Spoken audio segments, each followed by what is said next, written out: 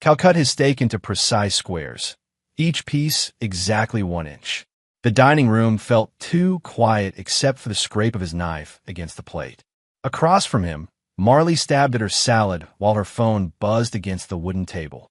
The third buzz in 5 minutes. "You going to answer that?" Cal asked. Marley glanced at the screen. Her face lit up before she caught herself. "Just work stuff." She picked up the phone anyway. Her thumbs moved fast across the screen, typing something that made her smile. A real smile, not the polite one she'd been giving him for weeks. Cal noticed the smile. He noticed everything these days. The way she angled the phone away from him. The way her posture straightened when she read messages. The way she bit her lower lip while typing responses. "Must be important work stuff," Cal said, cutting another square. "Riley's having trouble with the Henderson account. I'm just giving her some guidance. Blair wants to know if we're free Saturday," Marley said, not looking up. "For what?" "Dinner. Maybe drinks after." Cal chewed his steak. "I thought you had that conference call with the Portland office Saturday morning." Marley's typing stopped. "That got moved to Friday." The phone buzzed again. Marley read the message, and her smile returned. Cal watched her face change. Softer. Excited. The way she used to look at him. "Actually, Blair might come over tonight instead. She's having issues with Gabe again." Cal nodded and took another bite. Marley's phone lit up with a notification from their joint banking app. She quickly swiped it away, but not before Cal saw the timestamp. 11:47 p.m. from last night. He'd been asleep at 11:47. She'd been in the bathroom, claimed she was taking a bath. He remembered hearing water running. "Everything okay with our accounts?" Cal asked. "What?" "Oh yeah, fine. I was just checking the grocery budget." Cal cut another square of steak. Marley never checked budgets. She hated numbers, always left the finances to him. But lately, she'd been logging into their apps at strange hours. 3 times this week, he'd caught her quickly closing her laptop when he walked into the room. The grocery budget at midnight. Marley set down her fork. "Is this an interrogation? I can't check our bank account. You can do whatever you want." "Right." She picked up her phone again. "Blair's on her way over." Cal finished his dinner in silence. Marley disappeared upstairs to change clothes. When Blair arrived 20 minutes later, she barely acknowledged Cal with a wave before following Marley to the kitchen. Their voices carried through the house. Hushed conversations punctuated by Blair's sharp laugh. Cal loaded the dishwasher and listened. "Told you he's too controlling. Not that simple, Blair. Deserve better than this." Cal closed the dishwasher harder than necessary. The dishes rattled inside. 2 weeks later, Marley started coming home after 7. Always with an excuse. Team dinner. Late meeting. Traffic on I-25. Cal would find her car keys on the kitchen counter, still warm from driving. But when he touched the hood of her Honda, it felt cool. "How was your day?" he asked one Thursday evening as she kicked off her shoes by the front door. "Exhausting." Riley had a meltdown about the Peterson account. I had to stay and walk her through the client notes. Cal poured himself coffee. "Riley? The new girl. She's not that new. She's been with us 6 months." "Right." Cal had never heard Marley mention Riley before this week. Now, Riley seemed to be the cause of every late night. Marley opened the refrigerator and stared inside without taking anything out. "I've been thinking about things lately." "What kind of things?" "Just life. How people evolve. How relationships change." She closed the refrigerator door and faced him. "Don't you ever feel like we're stuck?" Cal studied her face. "Stuck how?" "In patterns. In who we used to be. Maybe we've outgrown this version of ourselves." "This version? You know what I mean." Cal didn't know what she meant, but he could guess. Marley had been reading self-help books, leaving them open on a coffee table with titles like Reclaiming Your Authentic Self and Breaking Free from Emotional Prison. The books appeared around the same time the late nights started. People don't just evolve, Marley. They make choices. She grabbed a water bottle from the counter. "See? That's exactly what I'm talking about. Everything's black and white with you. Choice or no choice. Right or wrong. Some things are more complicated." "Like what?" "Like feelings. Like growing apart. Like wanting different things." Cal set down his coffee mug. "What do you want that's different?" Marley stared at him for a long moment. "I don't know yet. That's what I'm trying to figure out." She headed upstairs. Cal heard her shower running, then her voice talking to someone on the phone. The conversation lasted an hour. When she came downstairs, her hair was styled, and she wore the black dress she'd bought last month. Going somewhere, Blair invited me for drinks. Girl talk. I need to get out of my head for a while. Cal glanced at the clock. 8:30 on a Thursday. Didn't you just say you were exhausted? I am. But Blair thinks I should socialize more. Expand my circle. Your circle. My social circle. Meet new people. Experience new things. Marley grabbed her purse and keys. Don't wait up. She left Cal standing in the kitchen with his coffee growing cold. Through the window, he watched her back out of the driveway. Her phone rang before she reached the street corner. She answered immediately, laughing at something the caller said. Cal walked to his home office and opened his laptop. He logged into their shared banking app and scrolled through recent transactions.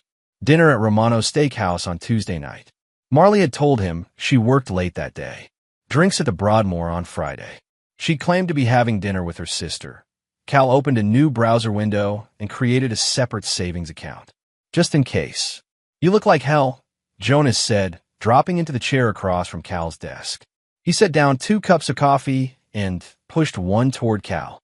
Cal didn't look up from his computer screen. Good morning to you too. I'm serious. When's the last time you slept? Your eyes have bags under their bags.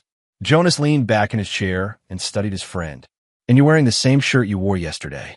That's not like you. Cal finally glanced at his friend and coworker. Jonas wore his usual grin, but his eyes showed genuine concern. They'd known each other since college, shared an apartment for 2 years, been best man at each other's weddings. Jonas could read Cal's moods better than anyone, could tell when Cal was solving a problem versus when he was avoiding one. Marley's been going out more. I've been staying up. Staying up doing what? Watching the door like a guard dog. Working. Researching. Thinking. Jonas pulled an energy drink from his jacket pocket and cracked it open. On what? We finished the Morrison project yesterday. The Kellerman review isn't due until next month.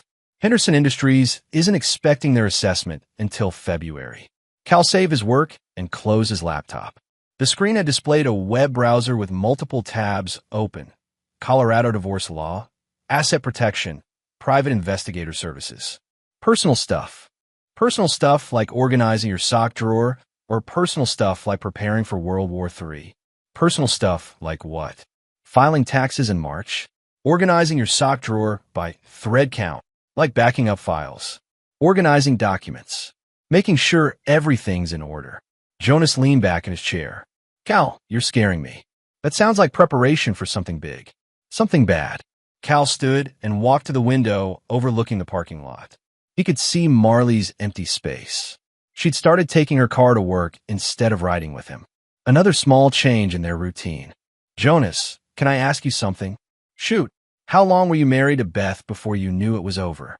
Jonas set down his drink. Whoa, where's this coming from? Just answer the question. I don't know. 6 months, maybe. She started working late, picking fights about stupid things. Stopped wanting to do stuff together. What? Cal turned from the window. Did you confront her about it? Eventually. She denied everything until I caught her with her trainer. Then she tried to blame me for not being supportive enough. Jonas studied Cal's face. Dude, please tell me this is hypothetical. It's not hypothetical. Shit. Jonas stood and moved to the window beside Cal. What's Marley doing? Cal listed the signs. The late nights. The phone calls. The banking activity. The attitude changes. The talk about evolution and growing apart. Jonas listened without interrupting. You're too smart to be this clueless, Jonas said when Cal finished. You sure your marriage isn't on life support? The words hit Cal like cold water. He'd been thinking the same thing, but hadn't said it out loud. Hearing Jonas confirm his suspicions made it real. Maybe nothing. Wake up, Cal. She's checking out. Question is, what are you going to do about it? Cal returned to his desk and opened his laptop again. What would you do? Honestly, I get my ducks in a row. Beth took me to the cleaners because I wasn't prepared. Cleaned out our joint account the day before she filed. Left me with credit card debt and a mortgage I couldn't afford. Cal nodded slowly. How do you get your ducks in a row? Document everything. Separate your finances. Talk to a lawyer. And whatever you do, don't let her know you're on to her until you're ready to pull the trigger. Jonas finished his energy drink and tossed the can in Cal's trash bin. I'm not saying that's what's happening here. But if it is, you need to protect yourself. After Jonas left, Cal spent his lunch break creating new accounts. Checking, savings, investment. He transferred half of their joint savings to his new checking account. Not enough to raise red flags, but enough to keep him safe if Marley decided to clean him out. That evening, he started keeping a notebook. Dates times activities. Where Marley said she was going versus where she actually went. The little lies were adding up. Cal found Marley's tablet on the kitchen counter Saturday morning. She left it unlocked while taking a shower, the screen still glowing with her email app open. He could hear water running upstairs, could hear her singing something he didn't recognize. A pop song with lyrics about freedom and new beginnings. The tablet displayed her text messages. Cal had never snooped through Marley's personal devices in 7 years of marriage, had never felt the need. Trust had been the foundation of their relationship, or so he'd thought. But 3 months of strange behavior had shifted his perspective on a lot of things. 3 months of lies, excuses, and calculated deception that a group chat called Girls Weekend sat at the top of her message list. The name struck him as odd since Marley hadn't mentioned any weekend plans with girlfriends. Participants: Marley, Blair, and Riley. Cal hesitated for a moment, his finger hovering over the screen. This was a violation of privacy, a line he'd never crossed before. Then he remembered the bank transactions at midnight. The lies about working late. The way she'd been looking at him lately, like he was something she needed to escape from. Cal opened the chat. The conversation went back weeks. Cal scrolled to the beginning and started reading, his coffee growing cold in his other hand. Blair, this is taking forever. Were you going to tell him? Marley, I need more time to figure out the logistics. This isn't simple. Riley, what logistics? You serve papers and move out. It's not rocket science. Blair, Riley's right. The longer you wait, the more complicated it gets. And the more guilty you'll feel. Marley, I don't feel guilty. I feel excited. Is that terrible? Blair, it's honest. You've been miserable for months. Cal's chest tightened. Miserable? He thought back over the past few months, searching for signs he'd missed. Had she really been miserable? Or was this revisionist history, Blair's influence rewriting their relationship to justify what came next? Blair, this is taking forever. When are you going to tell him? Marley, I need more time to figure out the logistics. Riley, what logistics? You serve papers and move out. It's not rocket science. Blair, Riley's right. The longer you wait, the more complicated it gets. Marley, I want to do it right. Make a statement. Blair, what kind of statement? Marley, something he'll remember. Something that shows him I'm not the pushover he thinks I am. Cal's hands tightened around the tablet. He continued reading. Marley, what about Christmas dinner? His whole family will be there. Blair, perfect. Maximum humiliation. Riley, that's cold. I love it. Blair, he'll cry. Men always cry when control is taken from them. $50, says he cracks in front of his mom. Riley, you're on. I say he tries to argue. Marley, he won't argue. He'll just sit there and take it. That's what he always does. Blair, even better. Nothing worse than a man who won't fight for what he wants. Cal scrolled to the most recent messages, sent yesterday while he was at work. Marley, lawyer says everything's ready. Just need to pick up the papers Monday. Blair, this is really happening. Riley, are you nervous? Marley, no. Excited. I should have done this months ago. Blair, he's going to be so shocked. Probably thinks you're just going through a phase. Marley, let him think that. Makes it easier. The shower stopped running upstairs. Cal quickly closed the chat and set the tablet back on the counter. He walked to the coffee maker and started a fresh pot, his mind racing. Christmas dinner. That was 3 weeks away. Marley planned to serve him divorce papers in front of his family. Turn their holiday gathering into her personal theater. Cal thought about the $50 bet Blair had made. About their assumption that he would cry or argue or fall apart. About Marley's confidence that he would just sit there and take it. They were wrong that he poured coffee into his favorite mug and sat at the kitchen table. Marley came downstairs 10 minutes later, hair wet, wearing yoga pants and one of his old college sweatshirts. Morning, she said, kissing his cheek. Sleep okay? Great. You, like a baby. She grabbed her tablet from the counter. Blair wants to go shopping today. Christmas gifts. Sounds fun. Marley studied his face like she was looking for something. You sure you're okay? You seem different lately. Cal sipped his coffee. Different how? I don't know. Distant. Like you're thinking about something else all the time. Just work stuff. The Morrison follow-up has been complicated. Okay. She didn't sound convinced. I'll probably be gone most of the day. We might grab dinner too. No problem. I've got things to do around here anyway. After Marley left, Cal called Jonas. I need to see you, Cal said when Jonas answered. How soon can you get to my house? What's wrong? You sound weird. Just come over. And Jonas? Don't mention this to anyone. Jonas arrived 30 minutes later with coffee and donuts from their favorite bakery. Cal led him to the home office and closed the door. I found it, Cal said. Found what? Proof. She's planning to divorce me. Cal explained about the tablet, the group chat, the Christmas dinner plan. Jonas listened with growing anger. That's messed up, Cal. Who does that? Who turns a family holiday into a public execution? Someone who wants to hurt me as much as possible. What are you going to do? Cal opened his desk drawer and pulled out a legal pad covered with notes. I'm going to beat her to it. Monday morning, Cal called in sick to work. Instead of going to the office, he drove to downtown Colorado Springs and met with Patricia Hawkins, a divorce attorney Jonas had recommended. Patricia was in her 50s with gray hair and sharp eyes. Her office walls displayed family photos and law school diplomas. She listened to Cal's story without interrupting, taking notes on a legal pad. How long have you been married? Patricia asked. 7 years. Any children? No. Property, house, 2 cars, joint savings and checking accounts. Some investments. Patricia set down her pen.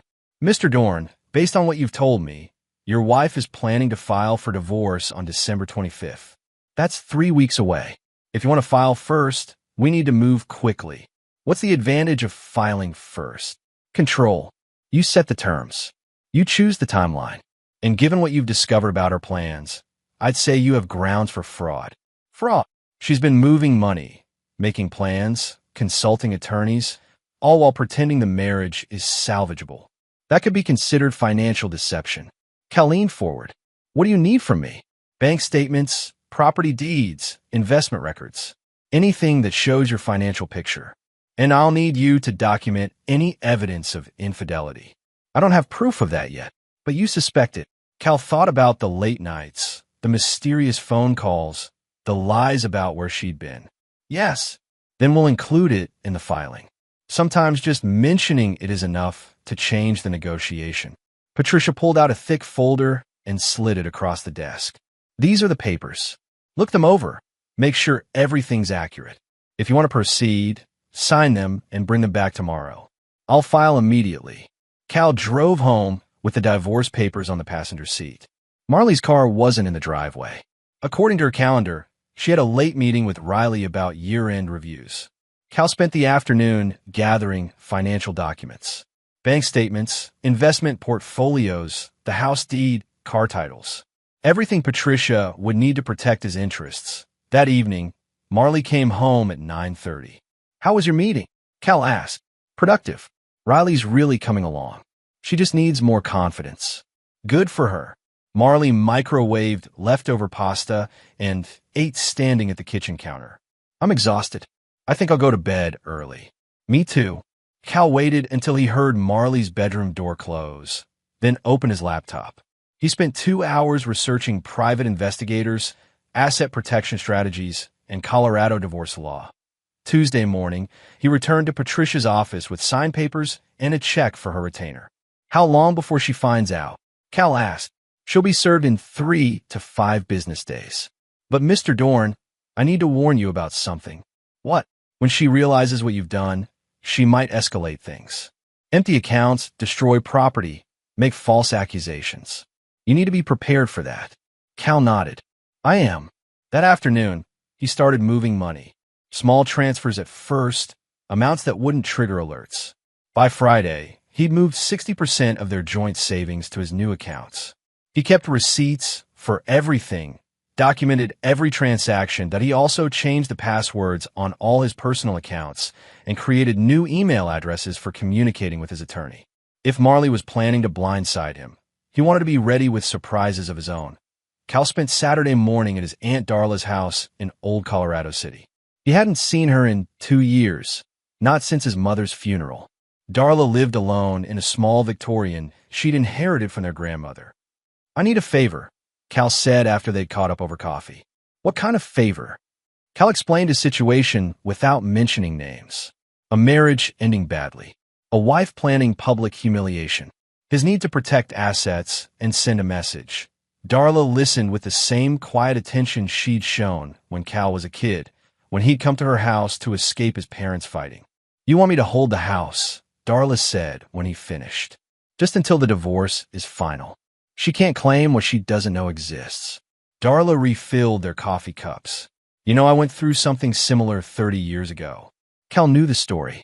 Darla's husband had left her for his secretary after 20 years of marriage, cleaned out their accounts, and moved to California. Darla never remarried, never trusted anyone with her heart again. "What did you do?" "I got mad. Then I got even. Then I got smart." Darla smiled. "In that order. Sounds like you're skipping straight to smart. Is that wrong?" "No, but don't skip the mad part entirely. Sometimes anger is what gives you strength to do what needs doing." Darla agreed to help with the house transfer. They spent the afternoon at her attorney's office, signing papers that would temporarily move Cal's property into Darla's name. A perfectly legal transaction between family members. "One more thing," Cal said as they left the attorney's office. "I need to borrow your basement for a few hours next week." "What for?" "A project." Darla handed him a spare key. "Just don't burn the house down." That evening, Cal started assembling his evidence. Screenshots of the group chat from Marley's tablet. Bank records showing her suspicious transactions. Photos of her car at restaurants and bars when she claimed to be working late. Phone records showing calls to numbers he didn't recognize, that he organized everything chronologically, creating a timeline of deception that went back 3 months. Dates, times, locations, lies. A complete picture of how his marriage had died while he wasn't paying attention. Cal printed the most damaging screenshots and bank records, bound them in a folder with a simple cover sheet. Holiday Memories, December 2024. He copied everything onto a USB drive and labeled it the same way. Then he bought wrapping paper, a gift box, and a card from the drugstore near his house. The card showed a winter landscape with pine trees covered in snow. Inside, Cal wrote, "Some gifts keep giving. Merry Christmas." Cal. He wrapped the USB drive and printed evidence in the gift box, sealed the card inside an envelope, and hid everything in his trunk. Christmas was 1 week away that Cal's mother arrived at 10 in the morning with enough food to feed 20 people. She bustled around the kitchen, rearranging Marley's careful preparations and criticizing the seasoning on everything. "Where's Marley?" his mother asked, pulling a turkey from the oven, getting ready upstairs. "She's been up there for 2 hours. How long does it take to put on a dress?" Cal peeled potatoes at the kitchen sink and watched cars arrive through the window. His brother Tom with his wife and 2 kids. His cousin Lisa with her new boyfriend. Jonas with a bottle of wine and a grim expression. Cal had told him what to expect today. Blair and Gabe arrived at noon, fashionably late as always. Blair wore a red dress that cost more than most people's rent. Gabe carried a bottle of expensive champagne like he was presenting a trophy. "Cal." Blair's voice carried fake enthusiasm. "You look wonderful." "Doesn't he look wonderful, Gabe?" Gabe nodded and shook Cal's hand with unnecessary firmness. "Good to see you, man. Ready for a great day?" Cal smiled. "I'm ready for something." Marley came downstairs wearing the black dress she'd bought for her secret nights out. She'd done her hair and makeup like she was going to a party instead of family dinner. Her smile looked plastic. "Everyone's here," Marley announced, surveying the living room. "This is perfect." She moved through the crowd like a hostess at a fancy restaurant, kissing cheeks and asking about work and kids. Cal noticed she kept checking her purse, patting it like she wanted to make sure something was still inside. Dinner conversation stayed light until dessert. Cal's mother served apple pie and coffee, while everyone complained about being too full to eat another bite. Tom's kids played video games in the den, their laughter mixing with the adult conversation about work and weather and holiday plans. "This pie is incredible, Mrs. Dorn," Blair said, taking a delicate bite. "You'll have to share the recipe. It's my mother's recipe. Been in the family for 60 years. Family traditions are so important," Marley said, her voice carrying a strange undertone. "Sometimes they're the only thing holding us together." Cal glanced at her across the table. She was looking directly at him, her expression unreadable. Lisa's boyfriend asked about the Broncos' playoff chances. Tom launched into an analysis of their offensive line problems. Jonas made jokes about the coaching staff. Normal family dinner conversation, the kind Cal had grown up with. That's when Marley stood up. "Before we finish," she said, her voice cutting through the conversations like a knife, "I have something I need to share with everyone." The room went quiet. Cal's mother stopped cutting pie, the knife suspended in midair. Jonas set down his coffee cup and leaned forward, his face tense. Tom's wife reached for her husband's hand. Even the kids in the den seemed to sense something had changed, their game voices dropping to whispers. Marley pulled a manila envelope from her purse, which had been sitting beside her chair the entire meal. Her hands shook slightly as she opened it and removed a thick stack of papers. Legal documents, Cal realized, officially formatted, with law firm letterhead visible from across the table. "This is really hard for me," Marley continued, her voice stronger now, more confident. "But I think it's time we were honest with each other and with our families about what's been happening in our marriage." Cal's mother leaned forward. "Marley, dear, what are you talking about? Cal and I have been growing apart for months. We try to work through our problems, but sometimes love isn't enough. Sometimes people change in ways that make them incompatible." She handed Cal the papers. "I'm filing for divorce." The reaction was immediate and explosive. Cal's mother gasped so loudly it sounded like a sob. Tom pushed back from the table, his chair scraping against the hardwood floor. Lisa's boyfriend suddenly found his dessert plate fascinating, clearly wishing he was anywhere else. "Divorce," Cal's mother repeated, the word barely a whisper. Cal looked at the divorce papers without reading them. The legal language blurred together, but he caught key phrases: irreconcilable differences, equitable distribution of assets, spousal support, standard divorce paperwork, professionally prepared. "Divorce," Cal said, his voice calm as glass. "Yes, we've grown apart, and I think it's better for both of us if we end this now, before things get worse, before we start resenting each other." Tom stood up completely now. "Marley, this is Christmas dinner. With family. Couldn't this have waited?" Blair lifted her wine glass like she was making a toast, a smile playing at the corners of her mouth. "Sometimes the best gifts come when you least expect them." "Merry Freedom, California." Cal glanced around the table. His family looked shocked. Marley's friends looked excited. Everyone waited for his reaction. "You're right," Cal said calmly. Marley blinked. "What?" "You're right. It is better to end this now." Cal signed the papers without reading them, using the pen Marley had provided. Then he reached under his chair and pulled out a wrapped gift box. "I've got something for both of you, too," he said, handing the box to Marley. Marley stared at the gift. "Cal, I don't think this is the time for." "Open it." Blair leaned closer. "What is it?" Marley unwrapped the box slowly. Inside, she found the USB drive, the printed evidence folder, and an envelope marked for Marley's parents. She opened the folder first. Her face went white as she read the first page. "What is this?" she whispered. Cal stood and walked to the television. Jonas had already moved to help him. They planned this part earlier. "Jonas, would you mind?" Jonas took the USB drive from the box and connected it to the TV. Screenshots from the group chat appeared on the screen. Messages about divorce plans, Christmas dinner strategy, and $50 bets about Cal's reaction. The room erupted in chaos. "Oh my God," Cal's mother breathed, sinking back in her chair. "Oh my God, Marley." Tom stood up from his chair, his face red with anger. "You planned this? You planned to humiliate him in front of his family." "It's not about humiliation," Marley started, but her voice lacked conviction. "Then what is it about?" Lisa demanded. "Why Christmas? Why here? Why in front of everyone who loves you both? Blair tried to laugh it off, waving her hand dismissively. It's just girl talk. Private conversations between friends. Everyone needs support when they're going through difficult times. Support? Cal's mother's voice cracked. This isn't support. This is cruelty. Jonas had moved to stand behind Cal's chair, a silent show of solidarity.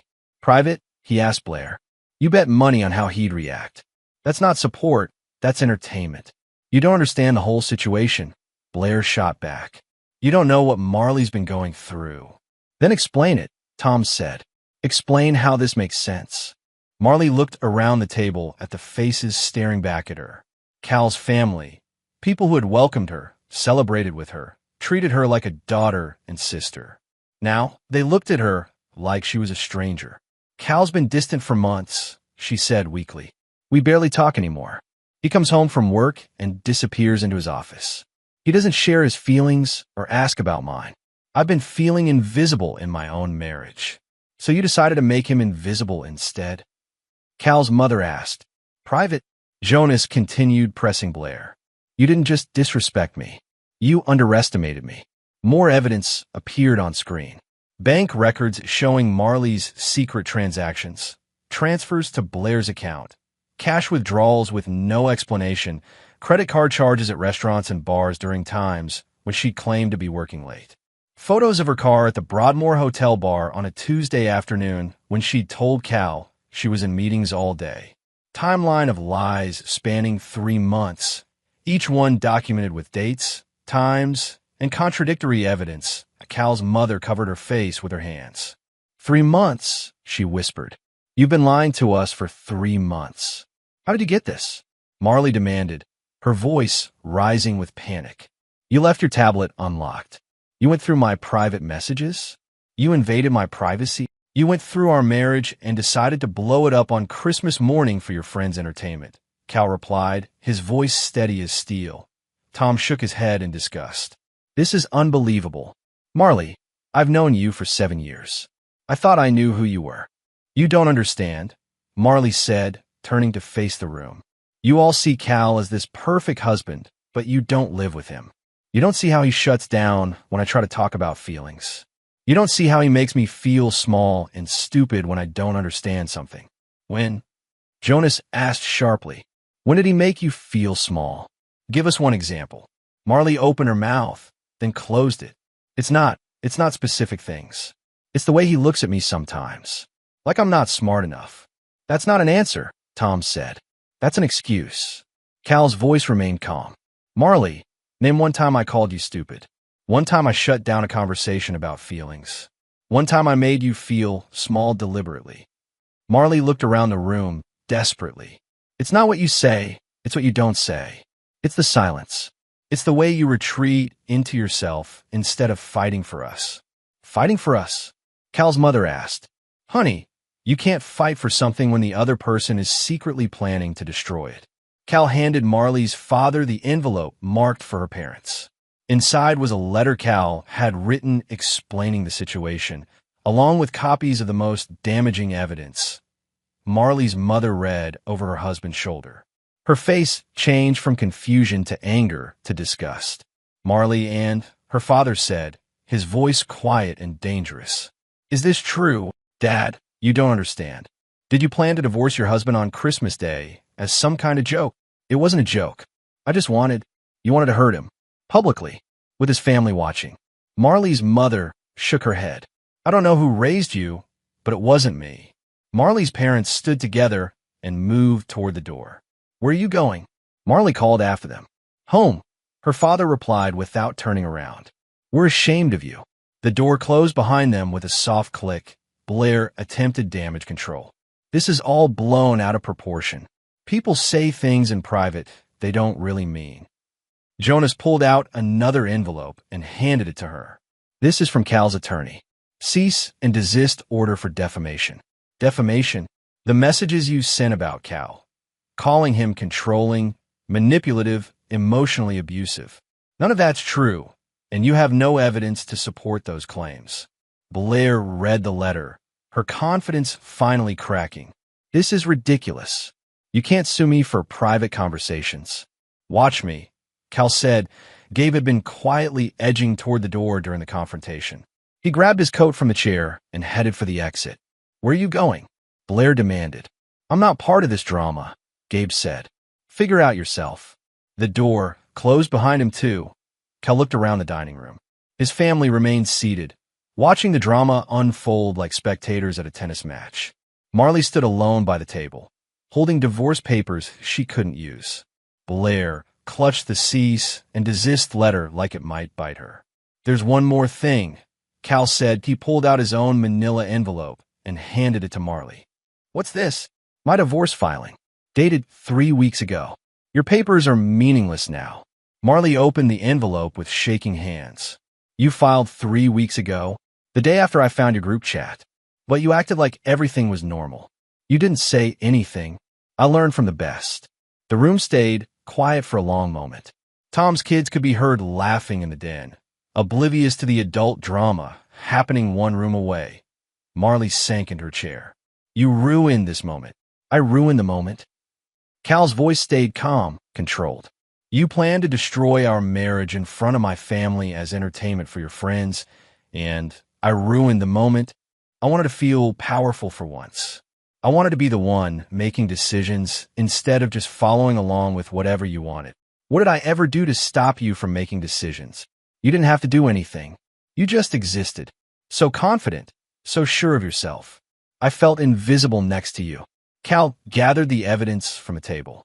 So you decided to fix that by making me invisible instead. I never meant for it to go this far. Yes, you did. You planned every detail. The timing, the audience, the humiliation. You wanted to watch me break. Blair stepped forward. She was just trying to find herself, to become independent. Cal turned to face her. Stay out of this, Blair. You've done enough damage. I was supporting my friend. You were manipulating her. You've been jealous of what we had since the day we got married. You couldn't stand seeing Marley happy, so you convinced her she wasn't. That's not true, isn't it? How long have you been divorced, Blair? 3 years? 4? How many relationships have you sabotaged because you can't stand watching other people succeed where you failed? Blair's face flushed red. You don't know anything about me.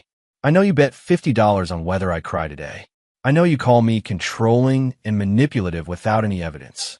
I know you turn my wife against me for your own entertainment. Jonas stepped closer to Cal, ready to intervene if needed. But Cal remained calm, his voice steady. Here's what's going to happen, Cal continued. Marley, you'll get the divorce you wanted. But you won't get spousal support, won't get half the assets, won't get to play victim. The evidence shows you committed fraud, and my attorney will make sure the judge sees all of it. Cal, please. I'm not finished. Blair, you'll stay away from me, stay away from my family, and if you spread any more lies about me, my attorney will take you to court for defamation. The cease and desist order isn't a threat. It's a promise. Cal looked around the room one more time. His family watched with a mixture of admiration and shock. They'd never seen him assert himself like this before. The house is already out of Marley's name. The joint accounts are closed.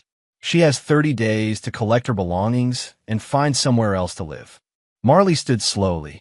I never wanted it to be like this. You ruined the marriage, Cal said. I just made sure you felt it in surround sound. Marley gathered her purse and coat.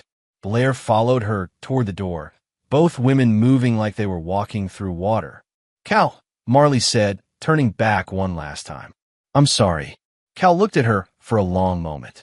7 years of marriage, 3 months of lies, and 1 afternoon of truth. No, you're not. But you will be. The door closed behind them. Cal listened to car engines starting in the driveway, tires crunching on gravel as they drove away. Jonas clapped slowly. That was brutal. It was necessary. Cal's mother stood and started clearing dessert plates.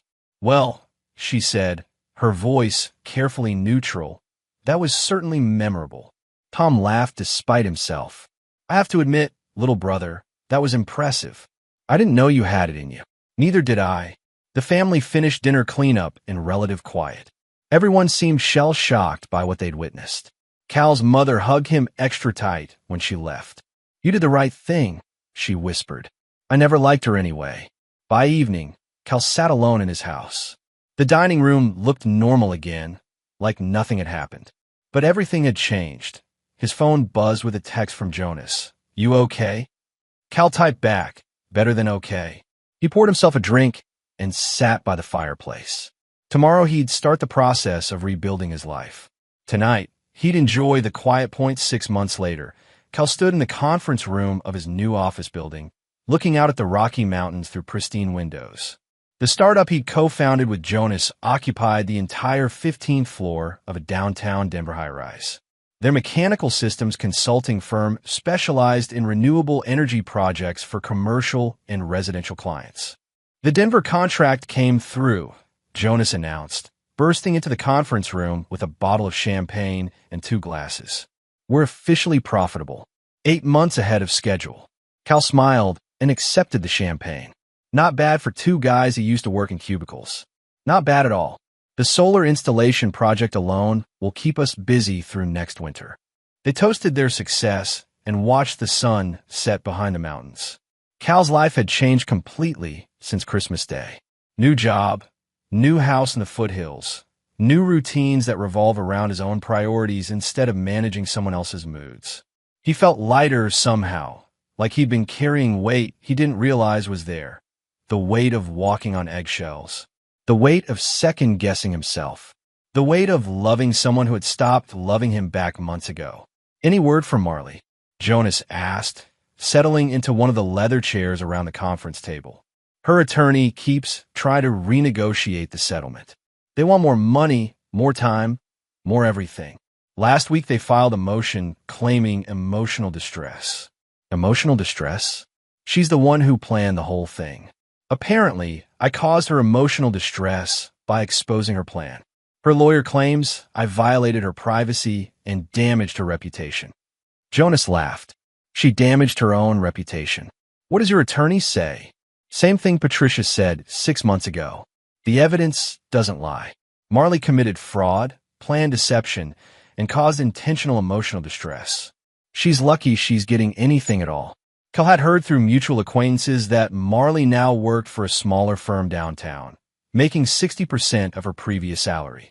Her social circle had shrunk considerably after Blair was forced to move to Phoenix to avoid the defamation lawsuit. The cease and desist order had escalated when Blair posted about the incident on social media, claiming Cal was abusive and controlling. One phone call from Patricia's office had the post deleted within hours. Riley had been fired from her job when her role in the scheme became public knowledge. Apparently, conspiring to humiliate a colleague's spouse wasn't behavior HR found acceptable. She'd filed for unemployment, claiming wrongful termination, but the evidence from the group chat made her case impossible to defend. "Do you ever regret it?" Jonas asked, swirling champagne in his glass. "The way you handle things? The public nature of it?" Cal considered the question seriously. 6 months ago, he might have felt guilty about the spectacle, about humiliating Marley in front of their families. Now he felt nothing but satisfaction when he remembered the shocked faces, the evidence playing on the television screen, the complete destruction of her carefully planned ambush. No, she wanted to make a statement. "I just made sure it was the right one. Still, it was pretty brutal. So was planning to destroy my life for entertainment. So was betting money on whether I'd cry. So was lying to me for 3 months while plotting behind my back." Cal finished his champagne and set the glass on the table. "She chose the battlefield, Jonas. I just chose the weapons." They finished their champagne and locked up the office. Cal drove home to his new house in the foothills, a place Marley had never seen and never would. His mailbox contained the usual bills and advertisements, plus one handwritten envelope with familiar writing. Marley's name appeared in the return address corner. Cal held the letter for a moment, feeling its weight. Then he walked to the kitchen and dropped it in the trash without opening it. Some people were gifts in your life. Others were lessons. He didn't re-gift either. Cal poured himself dinner wine and stood on his back deck, watching stars appear over the mountains. Tomorrow would bring new challenges, new opportunities, new possibilities. Tonight, he was exactly where he belonged.